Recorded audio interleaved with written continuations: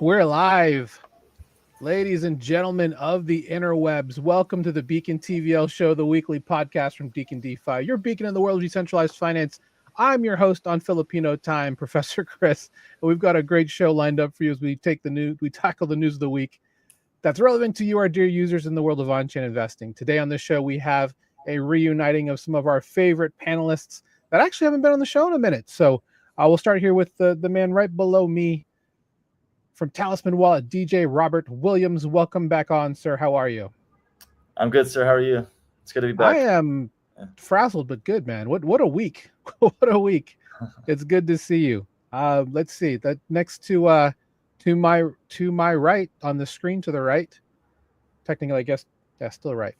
From multiple projects, but today from Formation, we have Jirachi back on. Welcome back, sir. How is life with you? Dude, it is fantastic. How are things with you? I'm wishing I was in Paris, to be quite honest, but me too. Me too. but yeah, doing well. And before he takes a long awaited trip everywhere around the world, we finally got him back. One of the busiest people I know in Web3, BDN contributor to the great infrastructure oracle known as Pith. Welcome, OX Keiko, back to the show. How are you, Keiko? I'm doing great, man. Thanks for having me on. I'm happy you could squeeze me in before I disappear for a month. Yeah. Hey, that's okay. I mean, I'm happy you were available. I just want to say to everybody who's watching the show, if you're a brand new viewer, we do actually also put this out as a podcast. You can get that at any great spot that you aggregate your podcast at. Also, if you're listening to me from meeting me in Las Vegas for Bitcoin 2025, welcome. I hope you enjoy the show. If you happen to want to be on the show or know any project that would love to be on the show, please have them reach out. We're always looking for great projects to feature, and we're going to have one soon, I believe, next week. Well, we're going to see the return of Rainmaker back here for their big V2 launch. But yeah, so last week we had a fun open about products that are our guilty pleasures, something that provides quality of life that we can't deny. So today with you guys, I want to go in the opposite direction, talk about for our open something that no matter what you're doing, just really derails your productivity. You know, I'm pretty sure that I have ADHD that I'm too busy to get diagnosed for, but I can get knocked off track pretty easily. So for me, I don't know what it is. I can't not look at a short form video if it pops up on my desktop, because I normally have some type of focus music or something in the background. And then if I just have to stop for some reason and then a short comes up to be recommended, I'll watch it if it like hits a specific spectrum of things that catch my attention. And I'm going to be very honest with you guys. I have very weird, I guess I really shouldn't say that. I have weird video taste because it just sounds bad. But anyway, I'm going to give you a couple of examples that have been getting my attention lately. And hopefully, if you're listening or watching to the show, now your feed will be littered with these things, because that's how algorithms and listening things work, because everyone's listening to us if you didn't know. But the first is West Coast swing competitions with random pairings and random music choices. Don't know why. Always gets me to watch because people do fun things. And I don't know. I don't even really dance, but I appreciate West Coast swing. Shout out to Real Japan for quickly getting to 1 million subs off the back of pointing out funny Japanese language nuances that drive them crazy. And as you all know, I'm currently studying Japanese. Anything by Cleo Adams from Huge If True, because she always has really good Veritasium or Kyrgyz, whatever you pronounce that one, Kyrgyzstani, whatever's. With fun facts. And then anything that is musician stuff like El Estepario Siberiano, the very famous one-handed blunt smoking drummer. I will watch anything that is about that, or beatboxing actually is really one that's really taking up a lot of like distractions on mine. So we'll start with you, Robert, Mr. DJ. What derails you productivity wise? Oh, productivity wise? Yeah. Similar stuff. Yeah. Like YouTube, like, YouTube, getting lost in YouTube videos, basically. A variety of things though, like, I mean, a lot of it's crypto content, but it's like, I'll be watching crypto content that's just like not really telling me anything new. It's just like, I mean, it's telling me the news, and it's like those influencers like Ivan or Lark, you know, who are like, Yeah. you know, you watch them and they're just kind of like reassuring you, like kind of like their voice just is like comforting you, you know. So I'll watch like 3 or 4 hours of that per day. I'm just like probably like a huge waste of time, you know. Not just them, like other stuff too, like Patrick at Dynamo DeFi and like Yes. other guys, you know. Shout out to Patrick. Yeah, shout out to Patrick. But I mean, like, you know, some good stuff. I mean, it's useful. It gives you like the gist of things, like gets you caught up on the zeitgeist, as they say, you know. But you know, that and like other like kind of more fluffy podcasts. Big Conan O'Brien fan. I watch his podcast all the time. You know, just stuff like that. You know, just a combination of useful and fluffy YouTube content, basically. Yeah. Very nice. How about you, Keiko? Man, I got really bad ADHD after getting into the trenches of BD. So that's where my productivity goes out the window, is just Telegram. I think Telegram is worse than Instagram, Twitter, YouTube, TikTok, all combined. It's like there's always a chat to respond to. There's always somebody tagging me to do something. So sometimes I'll like start something and then I'll get another ping and immediately get taken off of that task that I'm like 25% done with. And I do that probably like 50 times a day. And then I have like this whole list of things that needs to get done that I don't get done. Or like a toxic trait of AI recently. I don't know if you guys have played with Manus recently. Manus AI. I've looked at it. I haven't played with it though. Super good. It's really, really good. The only issue is it's so good that it takes like quite some time to complete tasks. So if you give it a big task, it takes, I don't know, 5 to 10 minutes. So you have to wait a little bit. And usually I'm trying to do something big with Manus, and then I just disappear after like a minute of waiting and then end up doing something else. So that murders my productivity. But kind of the same thing with like crypto content on the YouTube side, like just watching things and trying to listen for updates, but it's not really any new information, and it feels like I'm doing work, but it's just really keeping me busy and like not helping me focus at all. Fair enough. Jirachi, how about you, sir? You strike me as a very productive guy. You know, I try my best to be, but the number one thing that sucks me away is the billion different alpha groups on Telegram. Yes. I am a slave to charts. At the end of the day, no matter how productive I might be, if I see something interesting, I'm like, well, let's go look at the chart and let's go look at the holders and let's go look at the distro. And oh, well, this looks okay. Let's go look at the, you know, then you just start going down a rabbit hole. You start trying to find, oh, has this Twitter been used before? You know, you're looking at all these different things and it's like, well, that was 40 minutes. I just did 40 minutes of dilly on a coin that I'm not going to buy. And it was called in this random group I don't even like that much anyways. Why'd I do that? You know, it's just the exercise is fun. But number 2 after that is undoubtedly crypto Twitter. I mean, the drama is always there. There's always funny shit. There's always things going on. You know, it always sucks me in. I can't help it. At least I can kind of label it as BD sometimes, you know. I'm at least connecting with some people and talking with them, doing the thing. But yeah, definitely huge time sinks.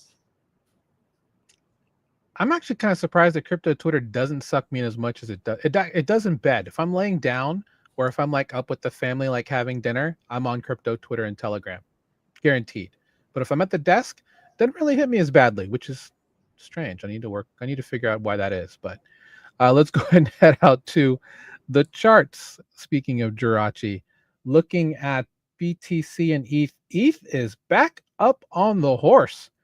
And we're seeing some interesting moves. Thankfully, Solana's back up to 166. Things haven't completely gone down the tubes. Hyperliquid back now to $42. My goodness. Thanks to Taco. We had Taco on the show last week. And shout out to Taco. He gave me the idea to look at everything from the monthly chart, because we shouldn't be so daily, I guess, about it. But if we looking at Hype up 75% on the month, even Aave up 41.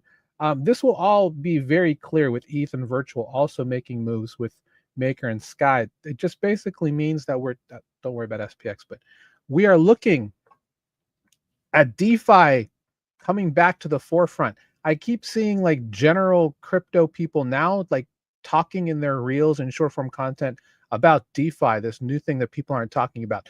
Don't yuck the yum. We've been here. We've been doing this. DeFi is going to be huge. We're at the precipice of something big with DeFi. I'm really excited about that. I think a lot of that has to do about this. This is going to be the first thing we'll talk about today, gentlemen. Man, it's been a week. It's been a week since this happened. Jirachi, we'll start with you, sir. And I know we talked about this before, but I'll just say it again, man. Stable coins, such a beautiful, such a perfect use case for your traditional everyday user, for your regular person who needs, not even just for getting onboarded to crypto, but for us sitting here. You know, me personally, I receive my paycheck in stables. I don't get paid any other way. This is where all like that's ultimately where it all comes from. And this is my primary form of funding. I use a crypto card. This is the way that I live, you know, and I think we'll start to see more and more people do that, and it starts to make more and more sense why Circle's at where it's at the end of the day. I saw a lot of people bear post the Circle IPO. I saw a ton. I mean, there was so much FUD on the timeline about it. So many people who kind of felt like it didn't make a lot of sense. You know, the price doesn't lie. The chart doesn't lie at the end of the day. It's like that for a reason. People are speculating. They believe. I certainly do too.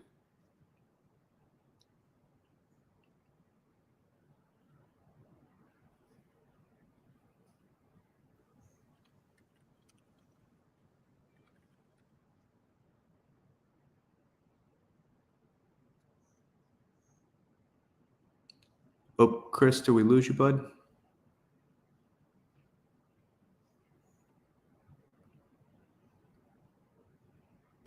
I thought that was me for a second.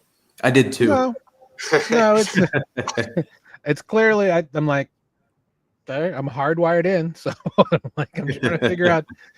Mine's been really bad recently too. I don't know why. I'm on Wi-Fi, but it's it's supposed to be good. No, it's supposed to be good. Yeah, I went from I'm hardwired into the router now, and I have that in front of the Wi-Fi connection on my Mac, so it should be going there first. So I should not be having any issues. But you know, maybe it's just this huge weight of all of the network effects of Circle and stable coins. That's right. It's going to break all the infrastructure. No, it's. I mean, I think you're absolutely right about just the payment rails. That was a huge thing. I mean, we'll talk about that in just a minute. But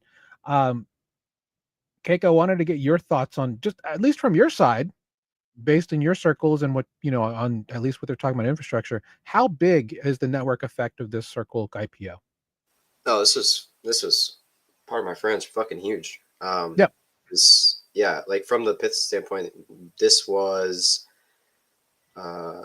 yeah, I mean it was kind of like press feed history.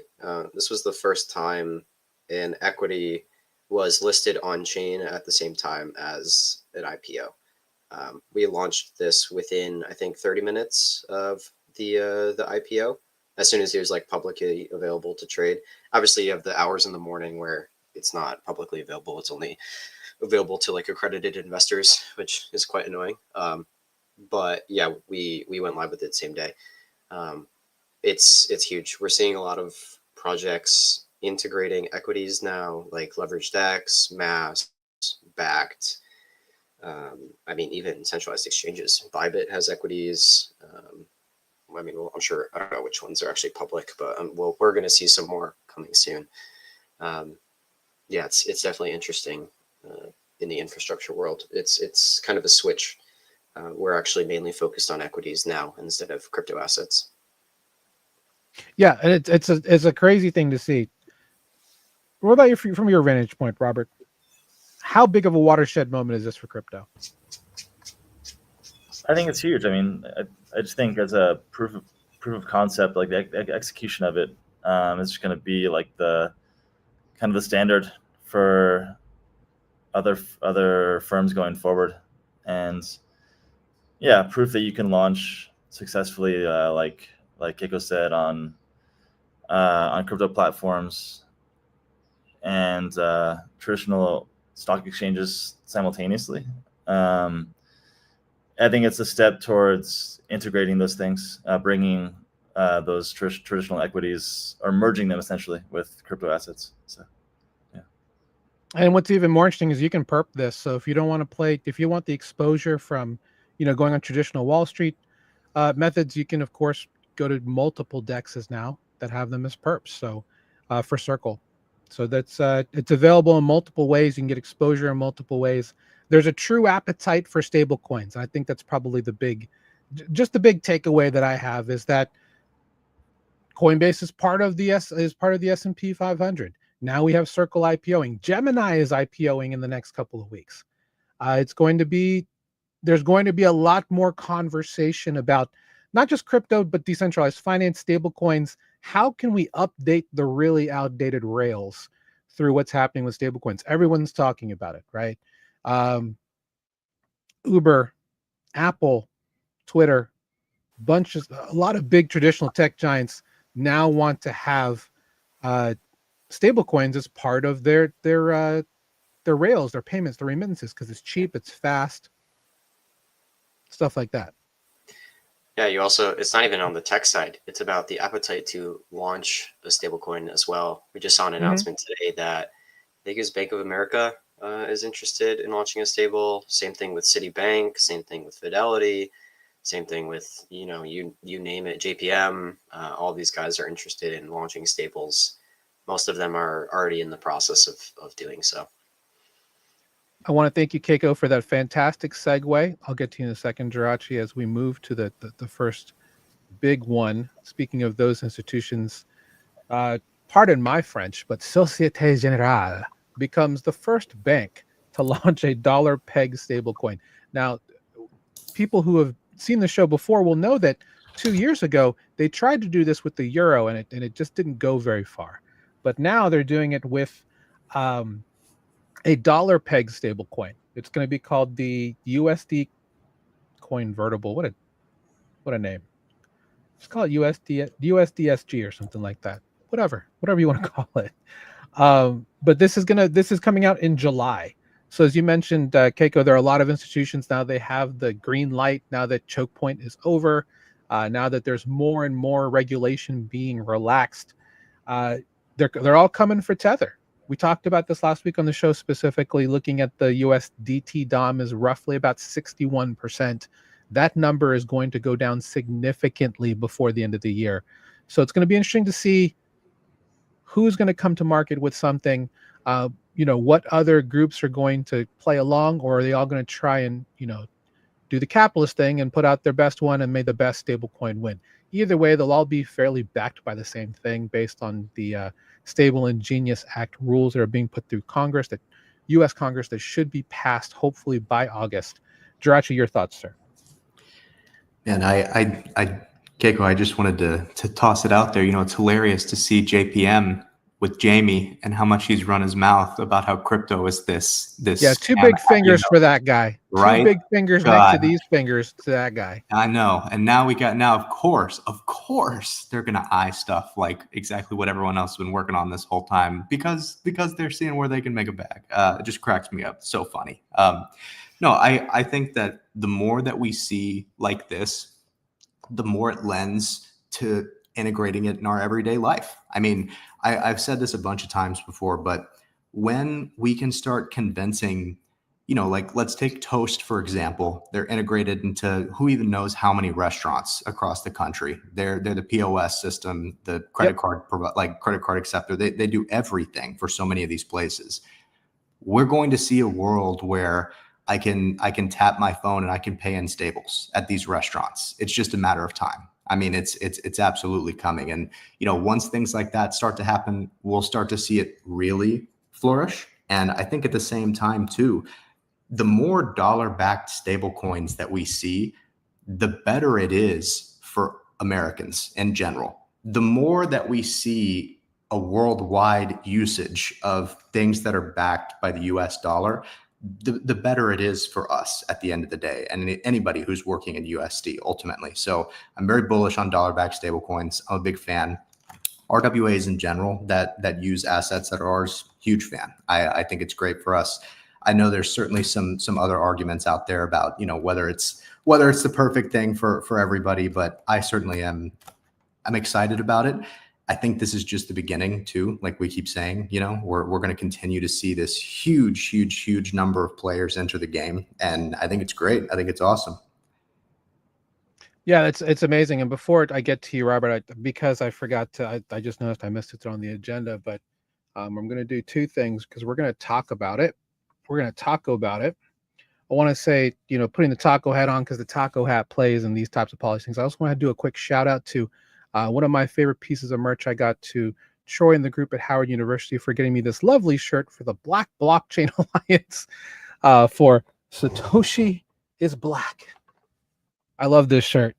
It's amazing. We don't know if Satoshi is black or not.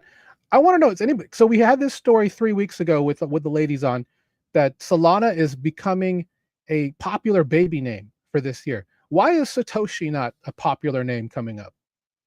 Maybe it will be. Who knows?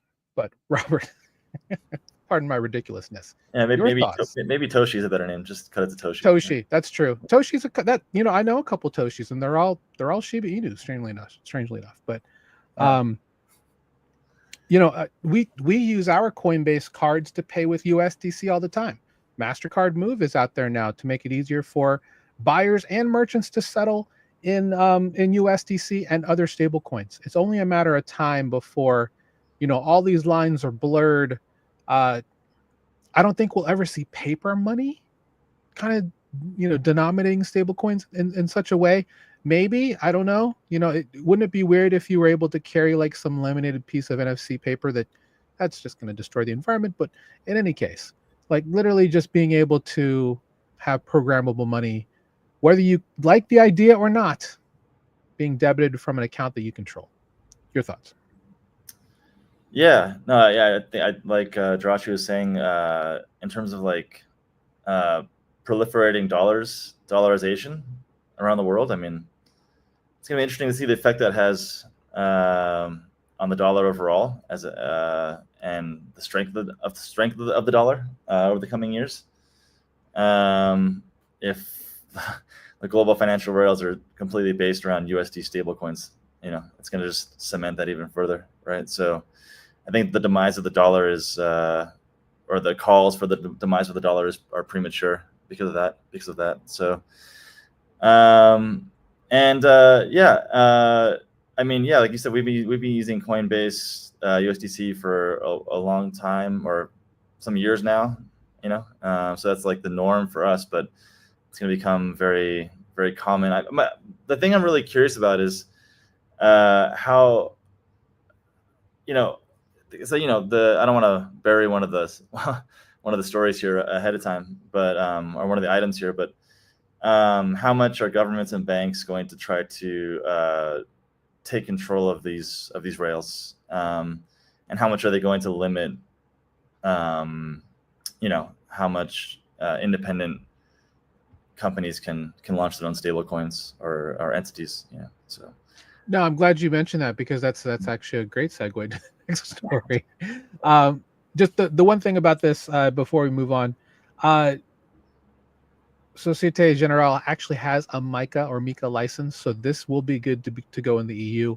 That's great news, because Tether doesn't. So this should be a good thing for them. They'll be first movers. Hopefully they're able to help steer things in the right direction from a regulatory standpoint.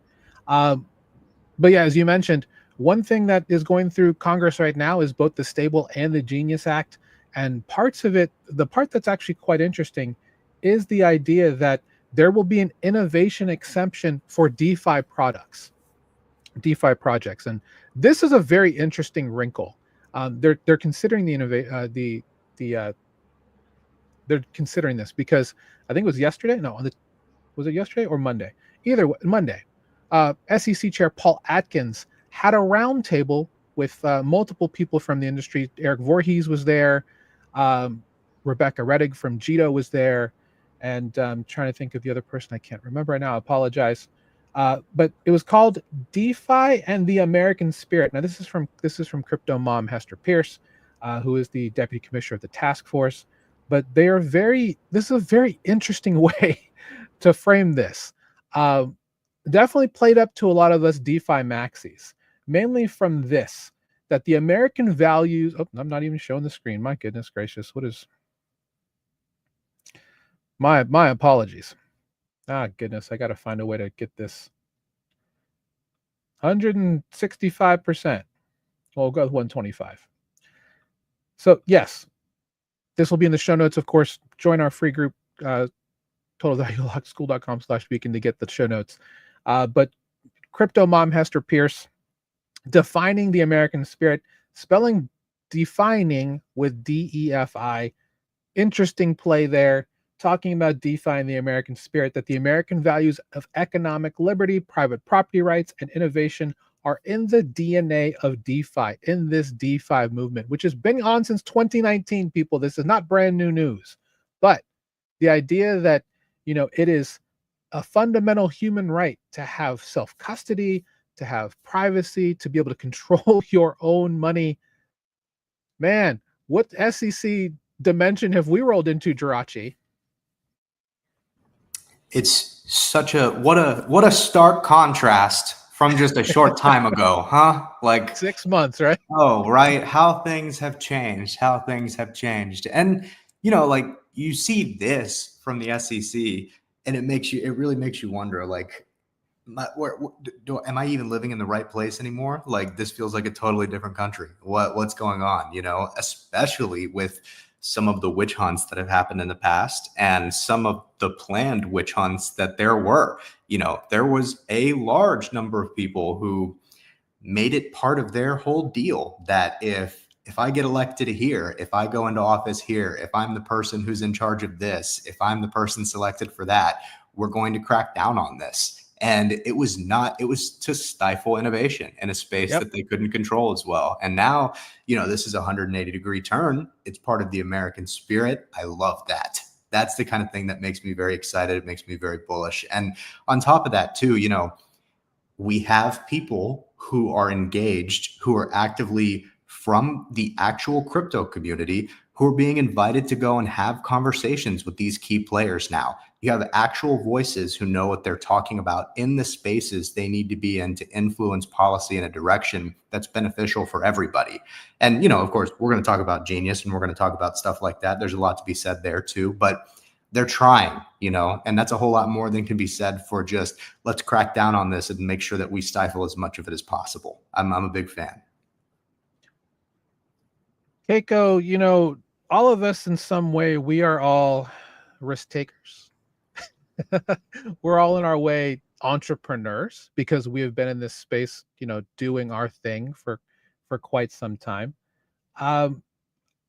Obviously, people can say that Eric Voorhees is a bit of a sensationalist and a little bit of, too rosy of glasses at times. But I think what he said here, much like what he said at Consensus in Austin 2 years ago, that, governments are going to come for DeFi because it's a beautiful financial system that was built without spending one penny of taxpayer money.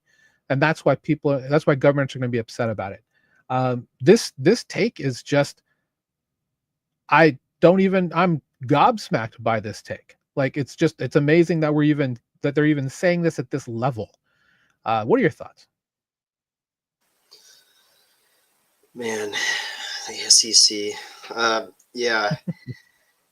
I mean, in a way, it's almost funded by like more taxpayer dollars because it's all individually funded by like teams or people like wanting to build something that's better for their community or like the overall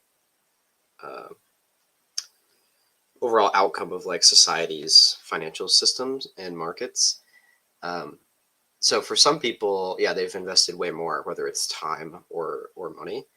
But yeah, from the tax perspective, obviously, as a government, you want to have your hand in that bag as much as possible and have like a stranglehold on it. So honestly, yeah, I don't know. I don't really have an opinion. I think the language that came out of DC like a few days ago at the SEC like happy hour or whatever was extremely positive and is the correct take from like my viewpoint. And that take is America's Constitution gives freedom to people, and that freedom should extend to their money and how they manage their finances and how they handle their property. Ultimately, assets are property, so we should be able to do what we want with them, including DeFi, including borrow lend, and all these like trustless things. So I think that's a really good view. I haven't heard that very much from the government. So it's actually quite nice to hear that just like directly from the SEC recently. But who knows? Like they say one thing and they can easily be doing another thing. 6 months ago, a year ago, everybody was saying crypto's a scam, it's going to zero. But realistically, they were just trying to get entries so that they can make money and build stuff. So yeah, we'll see. I think it's extremely bullish. There's a much larger appetite for institutions, banks, traders, prop firms to be entering the space. I'm seeing it on a personal level and also on a business level through Pith. So yeah, it's definitely coming. People are much less afraid to be interacting publicly with crypto companies. We even have data publishers that are now public. Before they wanted to be totally stealth, but now you can actually see their names on our website as publishers to PithNet. So it's actually huge. I'm happy to see the precedent is changing. The only negative I say is it's hard to keep up. There's too much happening at once now. There is too much happening. That's absolutely true. So, Robert, I wanted to just kind of get your opinion. As someone who is an American abroad, these DeFi regulations are perfect for especially once I start my goal to start being more of a nomad around the world to be able to control, at least from a financial standpoint. These things are good for us because it's not that we don't trust banks, but banks are very sovereign, I guess is the word. So living in a more financial friendly system that is non-sovereign, like DeFi, is good for things like this. So, for sure. Just as a reminder, of course, because no country owns nor has jurisdiction in DeFi. That's the one thing. It's just a huge mesh of computers that are owned by a bunch of robotic truffle pigs who drink tea in a large titanium tower located off the coast of Dubai, right? Everybody knows this.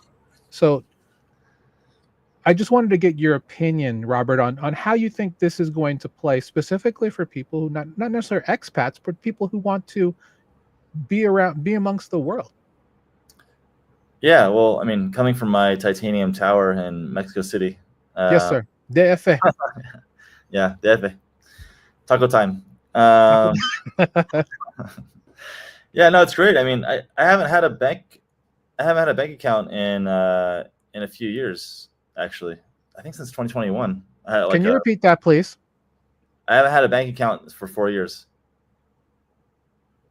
What happened? I did a transfer. Fire. I did a transfer like 4 years ago to a European friend that I don't know what the heck they were doing, but for some reason, it was totally kosher on my end, but I don't know what they were doing, but something got flagged. I had an account through Aspiration, which is kind of like a smaller bank, and they banned my account. No, they banned me. So since then, I've been using Coinbase and getting paid like Jirachi and many others in stables. Sometimes using TransferWise as like a buffer for pesos and stuff like that. But yeah, unbanked for 4 years. So, and that's amazing. And I'm living fine. Yeah. Yeah, take that XRP. I'm kidding. Don't come for us. Speaking of XRP, I also had this. I wanted to say that I'm pretty sure that the SEC and maybe Gary himself were fining and fudding for years, and then during the bear market, and just using those fines to buy the dip. I like that theory. Gary Gensler just sailed off into the sunset with a huge bag of Bitcoin, and we have no idea. He's like an XRP whale. Yeah. He's the main donor to Ross Ulbricht's donation account, right? Yeah, for sure. Yeah. He truly snaped himself into this situation. Yeah. But Mhm. no, I mean that's amazing, right? And congrats to XRP, by the way. And whether or not they want to acknowledge this, Thorchain now has XRP in the Rune pits. So you can easily swap and cross-chain swap XRP to anything within the native network of Thorchain, which is Bitcoin, ETH, AVAX, Atom. Even if you want anything cross-chain, you can go XRP to USDC now on Base if you really want to. So congrats to Thorchain for putting that in. I mean, they have no other way to DeFi LP, but you can certainly cross-chain swap now. So congrats to them and XRP for doing that. I will put a link to in the show notes to this interesting blog because I love a good infographic from the Big Blue Coinbase, talking a little bit about why, honestly, this isn't just a flash in the pan, guys. For anyone who's listening to this, it's crypto curious, that's DeFi curious. This is stuff that's been built for years. All four of us have watched the foundations of this being built for the last 5 years. This is not by chance. This is exactly the way that the world is going to be moving, and that's why we truly believe that DeFi is the future of finance, and definitely something that you should really look into putting into not just your investments, but looking into the way that you control your finances. Self-custody is a real thing. You can do it safely and securely, and you could do it through, coming through our group here at Beacon DeFi through Total Value Locked, our absolutely free group to join. Thanks to everybody who has signed up. We're well over almost to 1,400 members since February of last year. We've been around a long time. We've been in DeFi since the beginning. Beacon just crossed 2 years here in this space on May 18th. So come and check out what everybody else has already been learning from us about the future of finance. Absolutely free here at school.com/Beacon. We have a couple of things to talk about specifically with that. You can check our Start Here post, but we have this new Beacon Challenge. It's a great end-to-end course. Really, it's a course with support and access to our Spotlight, some of our great other features, and you can get from a Coinbase account down into DeFi, creating your first position and earning your first dollar in DeFi within 48 hours. That's the goal. You get access to us, you get access to me and some of our other calls. It's a really great initiative, really great option, and you can take the challenge yourself by going to beacondefi.io. Let me get the banner up. /challenge. Check out the video. Check it out. Be amongst the many who have already come through, given great feedback about it was really straightforward and it was really easy to do. And now they are confident that they're on their way for self-custody in this space. Well, it's in the title of the show today, and I just want everyone to know that it is actually a bit of it's a bit of a play. And Keiko has sent me a link for some reason that I think he wants me. Do you want me to show this link, sir? You don't have to do it right now, but we can go over it. Okay, cool. In regards to some TradFi stuff. Excellent. Well, before we talk about that, I have to do this PSA, and I hope all of you real ones know that the true intent of this. But I need you guys to stop talking about Bittensor, stop talking about Tau. Stop talking about decentralized AI. Nobody wants that. We want Microsoft for $20 a month, Google, Anthropic, Alibaba, and China to own everything. We don't need to worry that Tau has the same tokenomics as Bitcoin, and there's only ever going to be 21 million Tau, and that they're having their first ever halvening next year, and that there's more than 120 subnets producing high-quality AI super digital commodities. That means nothing. That means nothing. We had, Barry Silbert coming out, former DCG. Also, I didn't realize was the chairman of the fucking Yuma group, which is going around with all of these awesome moves with DC people. We have groups like This Is Terrible, Oblong, which is on the NASDAQ, I believe, doing a 7.5 million private placement to launch a Bittensor-centric AI and digital asset strategy with 7.5 million. We have Synaptogenics putting 10 million NASDAQ on SNPX. So if you want to get exposure to that, which you don't, you can buy that and get into that $10 million fund. So Fellow selling BTC for Tau at a price of $369.70. Oh, good for them. Good DCA.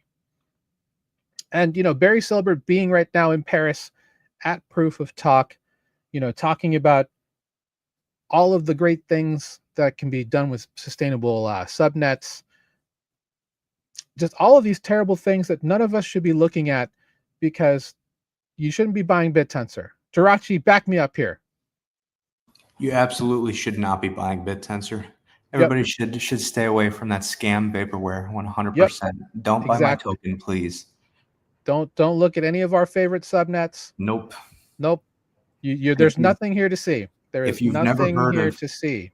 If you've never heard of DTAO or alpha tokens, definitely don't look that up and learn about that now while you still can. Definitely don't do that. Yeah. Like Keiko, we have not. I don't know what those things are, but they're definitely scams. You shouldn't touch them. We should not.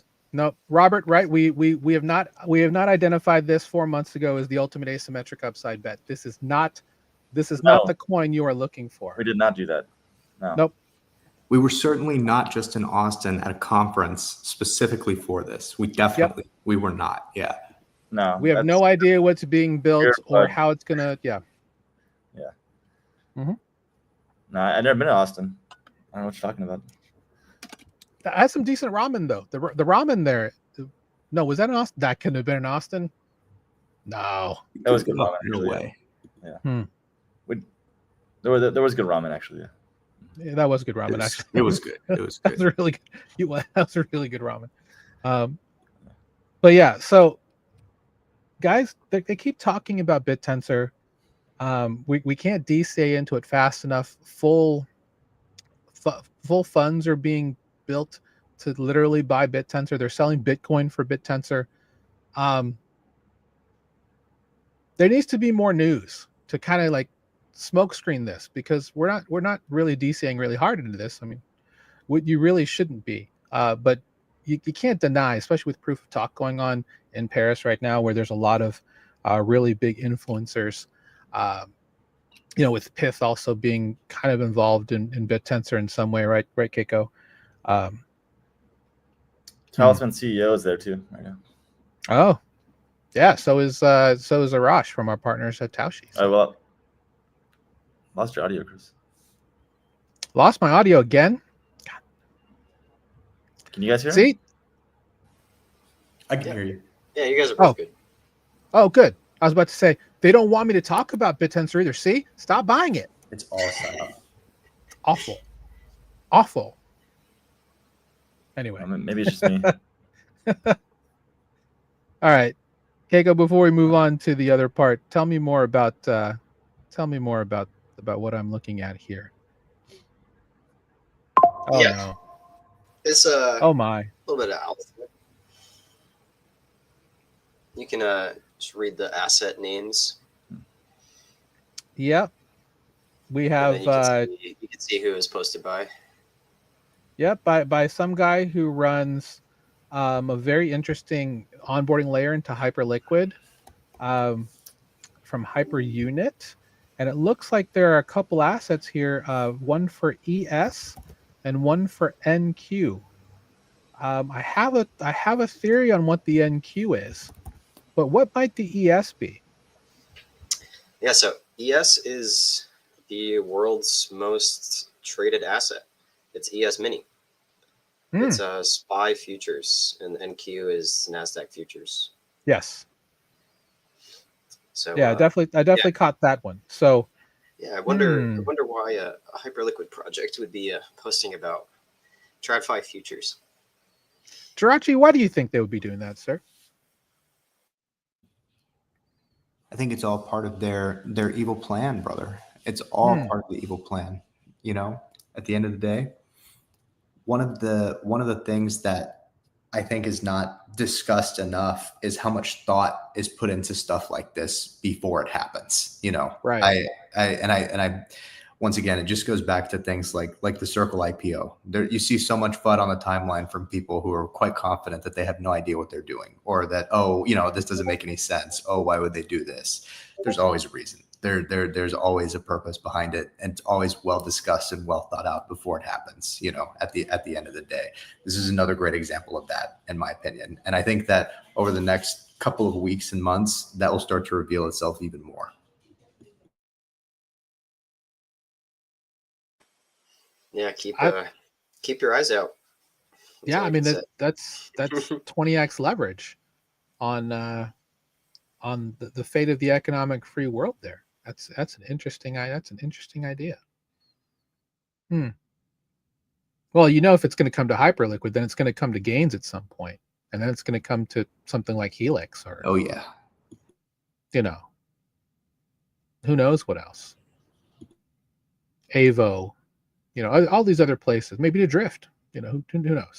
Who knows? Yeah, I mean, it's easy to see that there are a lot of people who are very interested in looking for non-traditional ways to find really good return on their investment that's safe and secure and powered by code. I hope someone's building that. I really do. Anyway, man, I wish I could say so much. I love it. Yeah, we're kind of pushing out some alpha here, guys. I appreciate that. That was 3 hours ago. I want to talk about something real quick, guys, before we head home, about something that happened about 6 hours ago. That frankly, I also thought was actually quite big news. And that news is from the former, I guess he's he's essentially the biggest founder in Polygon. But we have Sandeep Naliwal coming out and talking about being, I didn't know that someone could be the largest holder of Paul, but I guess he is.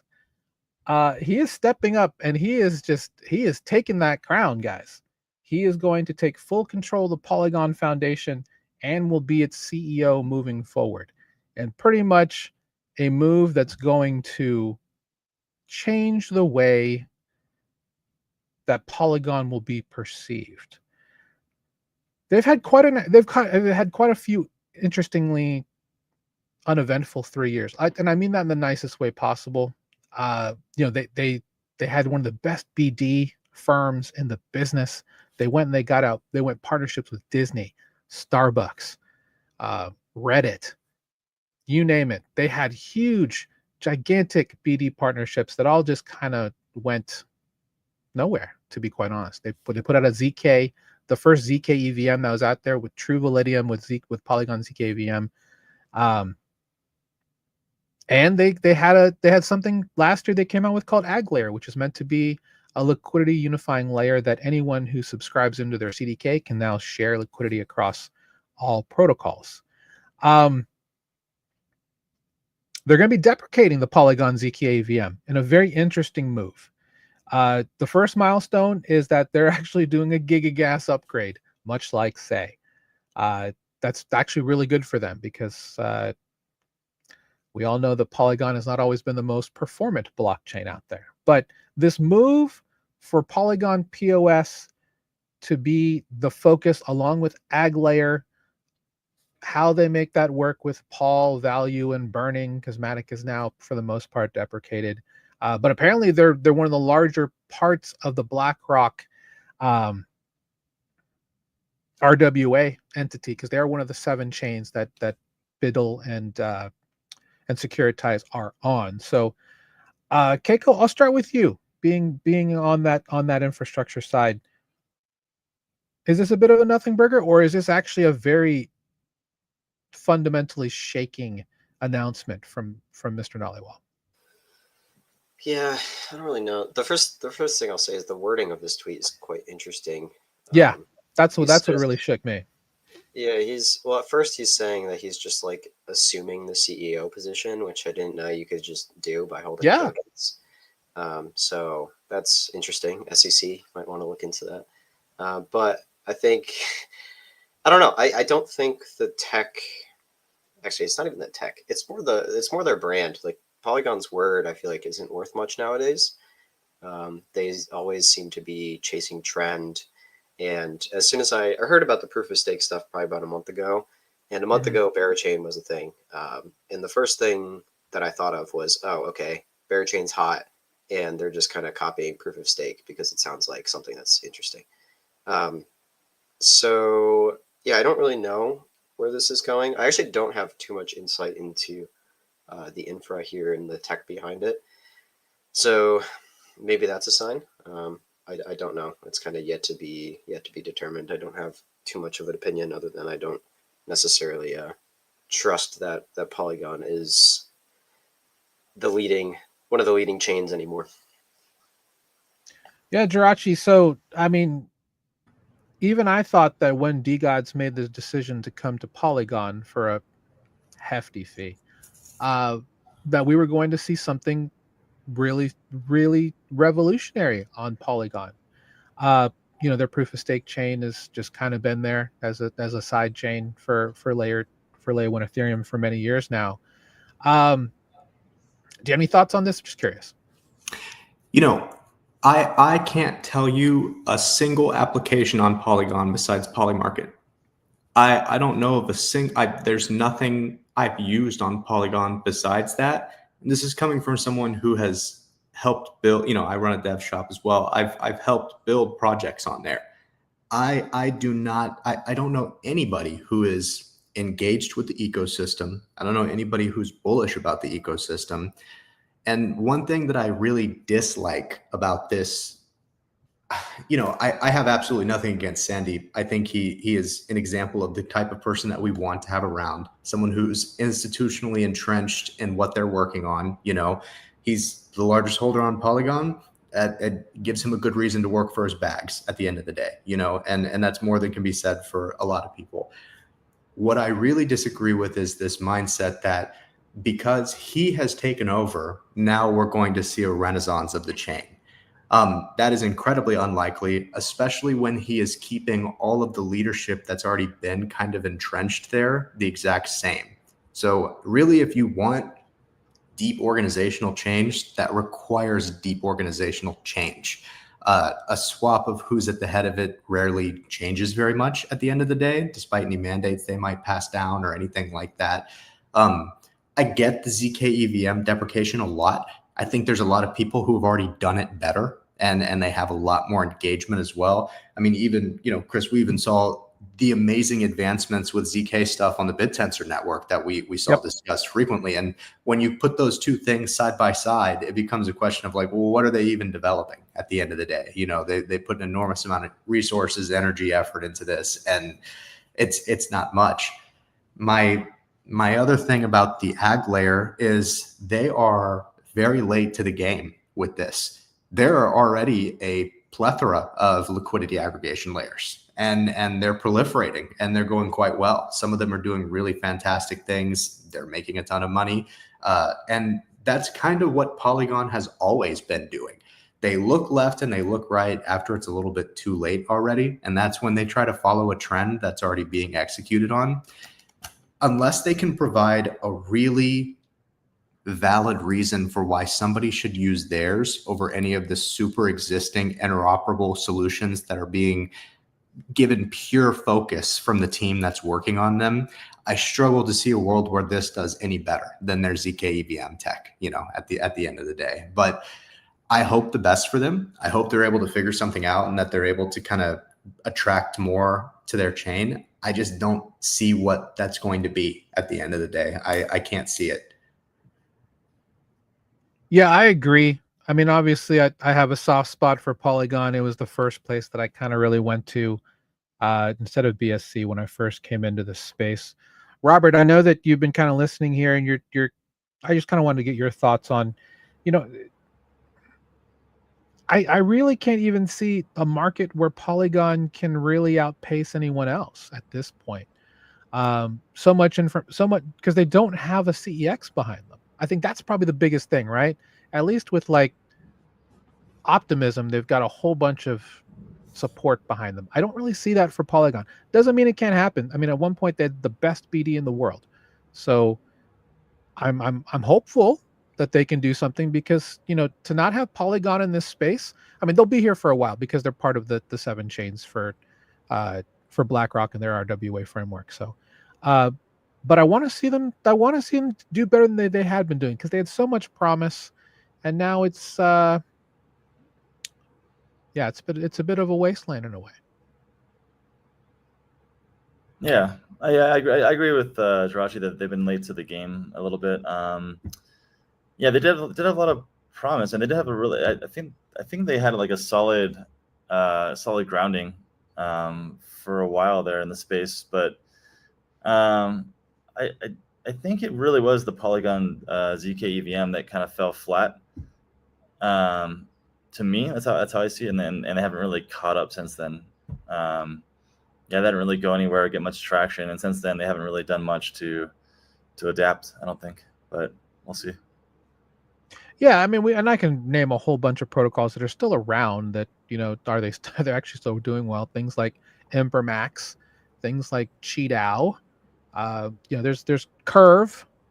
There's quite a few chains that had a big splash on Polygon back in the day. Even Beefy, that have been around for a long time. That, hopefully there's more room for new protocols to come in and provide something big other than Polymarket, right? They still have Polymarket, that's great. I'm curious. I saw this and I just was just like, so many thoughts coming out of my head that all I could think of was, will it matter? And that's kind of the sad part about it. Best of luck to you guys at Polygon. I hope you guys bring in some novel stuff. For them to do the upgrade so they move from to beyond 1,000 transactions per second is, man, if you got to get a big hard fork for that's going to be an interesting way to run. But we'll see. We'll see. So by September, October, we'll look back at this, and hopefully the news about Polygon POS will be a lot brighter with this move that happened today. So that's they've got an interesting uphill climb. But best of luck to Sandeep and his crew there. Well, we're actually on time for once. The focus topic from last week is about meme coin markets. We'll talk about that for about 5 minutes, then we'll head home because I know I want to be respectful of everyone's time. So most likely, and if anybody has any else on this, Keiko, feel free to pump through. Speaking of pump.fun, possibly doing a token next week, and possibly leaving Solana and having their own layer 1 chain. I'll start with you on that, Keiko, with regards to at least just the amount of PMF that pump.fun has given to Solana and other blockchains who've tried to use the same launch pad mechanics.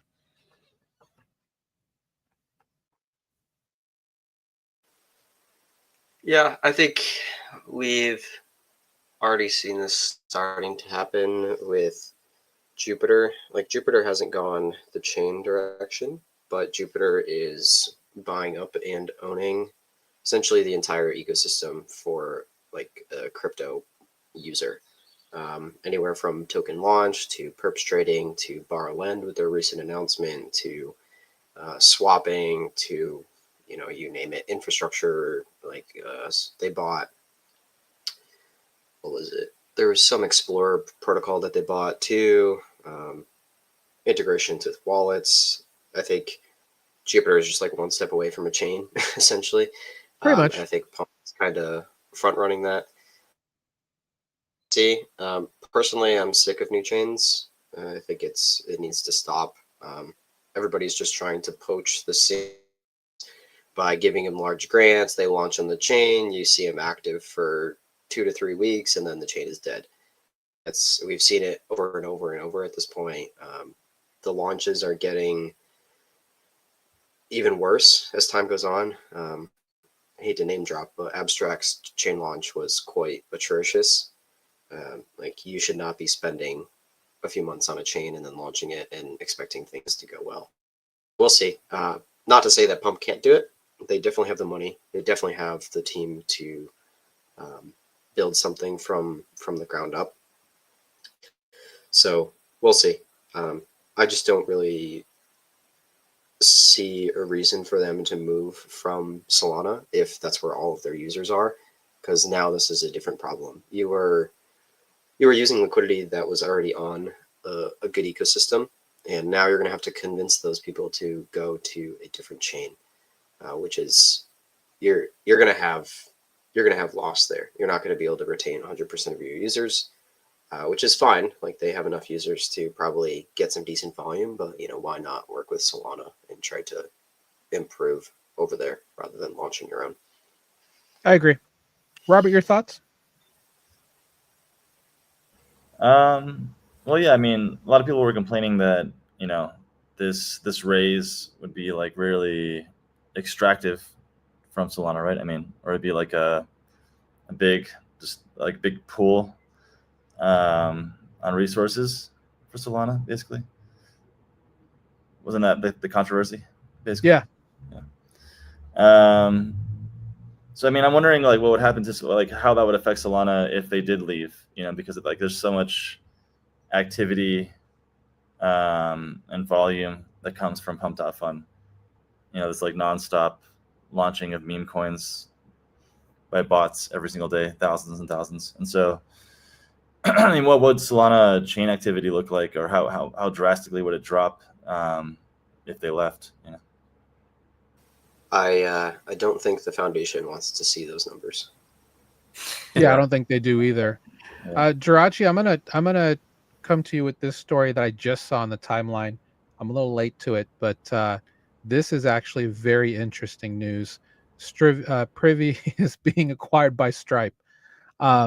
Speaking of moat building, which is something that Jupiter has been doing very well along with Uniswap, Stripe has been doing their own moat building. They bought Bridge for like a very cheap, if you want to call it cheap, $1 billion with regards to their stablecoin infrastructure. And now they're bringing in Privy, which is, you want to make it easy for people to get into an account, to sign up for a wallet? I mean, this isn't dynamic, but Privy is damn good. This is huge.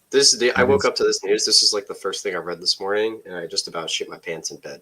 Like, this is honestly amazing. It's essentially they just bought single sign-on for wallets, and we'll be able to link it to Stripe payments, and that unlocks e-com for crypto wallets without any extra infrastructure. That also allows me to link a wallet to Stripe without any extra effort from my side. I just add it to my Privy account essentially, and it can be linked to Stripe and then other payment systems. I mean, onboarding, you name it. Like, this is insane.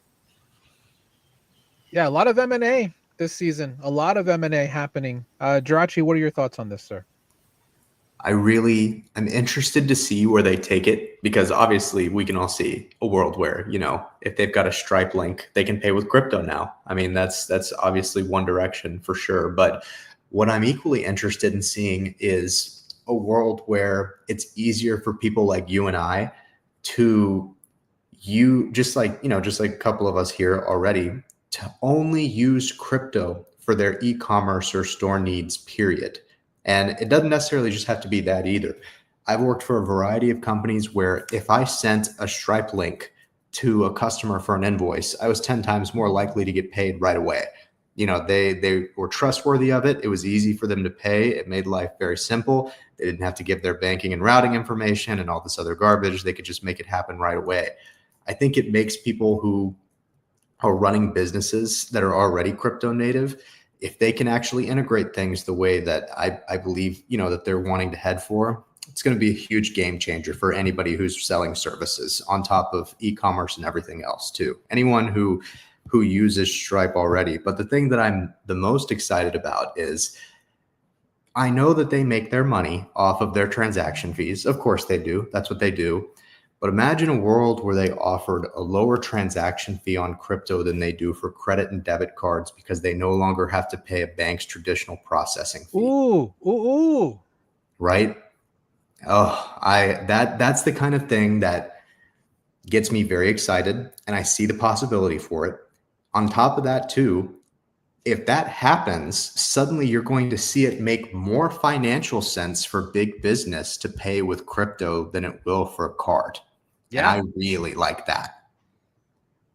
No, that's a huge point. Just with the savings and remittance and all that. No, this is head to head now with MasterCard. I mean, this is a huge acquisition in my opinion. Just thinking about like the second order effects and stuff like that. So Robert, I'll end it with you, sir. What are your thoughts on seeing, be working for a wallet? This is actually something that probably will be big for you guys, especially with onboarding people. Yeah, definitely. This is the kind of thing that we want to start integrating more and more for Talisman, for example. I think I mentioned it on one of the previous beacons that we did recently integrate with Coinbase ramps, and so like to extend that over to real payments, like a real payment processor like Stripe, right, would be huge. I mean, that would onboard so many people. From like an onboarding perspective, it's super huge, honestly. Yeah, and then just to kind of go back on that, we're seeing a lot of. I mean, I'm curious to see what Uniswap does now, because Jupiter has a large stake in MoonPay. Is that correct, Bith? Keiko. They did that earlier this year as well. MoonPay is there's a huge stake in MoonPay from Jupiter, correct? Oh, that sounds correct. I don't know if they bought out. No. They just bought a very large, like a minority stake in MoonPay. Yeah. After the whole Trump and Melania launch. So, we're seeing more of these big moats build infrastructure. This is very promising. I think this is going to make it easier and easier for people to be onboarded into DeFi. Yeah, again, actually, on MoonPay, I had to find this. They were given a money transmitter license. I don't know if you guys heard about that. That was from last week, I believe. Wow. Yeah. So the New York State Department gave them, I think it's called Bit License or something. The Bit License, yeah, they gave them a Bit License. Yeah. That's hard to get. Yeah, so it's definitely sets the precedent for on-ramps and payments. So MoonPay is probably like the largest one that's leading the pack there. Yeah. Stripe is more purchasing it. So let's kind of paint that picture, right? We have a crypto-friendly administration now, really pushing people to learn about decentralized finance as it really hits traditional American values. We have borderless payment infrastructures being built all around us by major DeFi native and crypto native companies with a lot of user base. They're making it easier and easier for you to get online just to try it out. That's the thing. It's like you don't have to go full Robert. I don't want to use that as a word. That's weird. and stop using a bank, but you can. That's the amazing part, is that you can be in control of your financial future and all of that through a lot of the tools that are being talked about today. This, of course, is all going to take a couple months to get put together, but Q3, when Bitcoin normally goes back up and hits another leg, you bet your business there's going to be a lot of businesses waiting to bring more people on chain and using these fast and simple settlement and remittance systems to really just show you how the future of business is going to be created with regards to transmitting payments back and forth. What's next? Is somebody going to go buy Pinata or something and suddenly Filecoin and ICP are suddenly rearing their heads as huge like storage kind of things? That's probably happening, and I probably shouldn't have said that. But it's just kind of crazy that we're seeing all of this movement all at once through multiple M&As.